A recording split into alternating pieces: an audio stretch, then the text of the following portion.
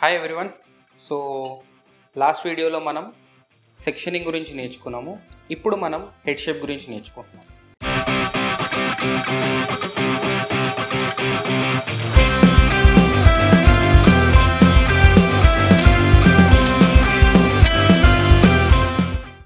Head షేప్తో మనం hair cut చేయడం వల్ల బెటర్ రిజల్ట్ని పొందవచ్చు.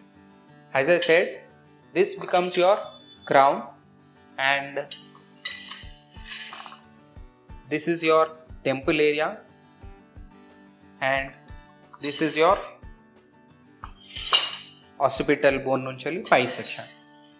ఓకే, సో ఇప్పుడు యూజువల్గా ఏం చేస్తారా అంటే సెక్షన్ని ఇక్కడ వరకు తీసుకొని జస్ట్ ర్యాండమ్గా డివైడ్ చేసి ఇప్పుడు మనం ఈ సైడ్ మనం ఓపెన్ చేసి చూస్తాం అండ్ దిస్ సైడ్ ఆల్సో. ఎప్పుడైనా కానీ హెడ్ షేప్ బట్టి హెయిర్ కట్ చేయడం వల్ల బెటర్ రిజల్ట్స్ని మనం తీసుకురావచ్చు. ఎప్పుడైతే మనం ఒక బల్క్లో లేకపోతే ఒక సెట్లో మనం తీసుకొని ఒకటేసారి హెయిర్ని తీసుకొని కట్ చేయడం వల్ల అప్పుడు ఆ క్లయింట్ సాటిస్ఫై అవ్వచ్చు.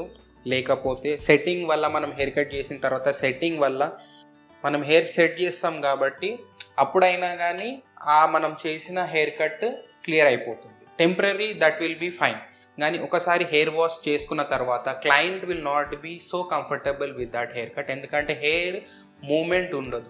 ఎప్పుడైనా హెయిర్ న్యాచురల్ మూమెంట్ తోటి, న్యాచురల్ హెడ్ షేప్ తోటి మూమెంట్ మనం హెయిర్ కట్ చేసినప్పుడు రిజల్ట్ అనేది ఇంకా బెటర్గా మనం తీసుకురావచ్చు. So this videos are all about hair cut ఎలా చేయాలని కాదు, but how to be better and best when you are doing your hair cut.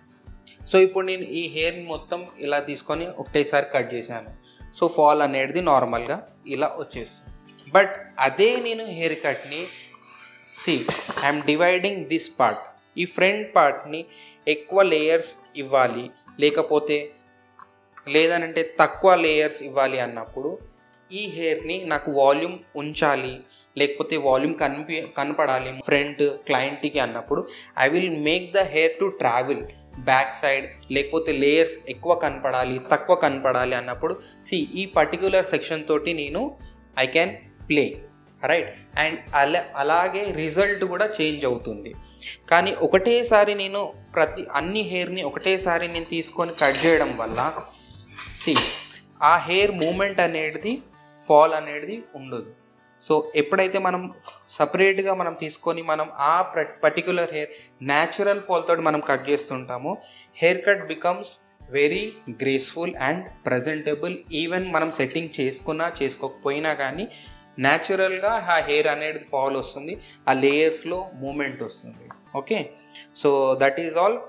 And coming to your head shape, this is your crown part and this will be your recession area and this will be your temple area, this will be your low crown or occipital bone area and this will be your nape area.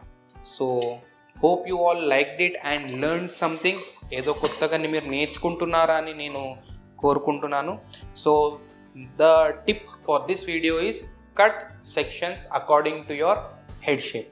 Head మూమెంట్తో haircut చేయడం వల్ల best results or better రిజల్ట్స్ని మనం expect చేయవచ్చు.